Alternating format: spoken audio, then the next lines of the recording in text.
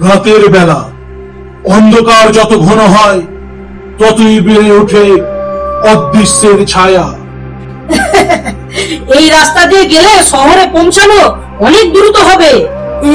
কিন্তু সবাই যে বলে এই রাস্তায় রাত্রিবেলা অদ্ভুত কিছু ঘটে। আরে ভূত টুত কিছু নেই, ভয় পেলে চলবে না। ওটা দেখছিস?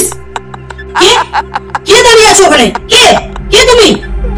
কিছু ছায়া থাকে যারা মানুষের সামনে দাঁড়ায়, আবার মুহূর্তের মধ্যেই অদৃশ্য হয়ে যায়।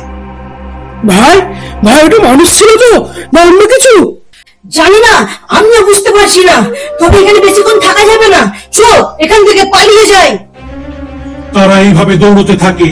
দৌড়তে দৌড়তে এক সময় জঙ্গলের আরো গভীরে তারা প্রবেশ করে এবং জঙ্গলের মধ্যে গিয়ে থামতেই তারা আবার সেই অদ্ভুত জিনিসটাকে দেখতে পায়।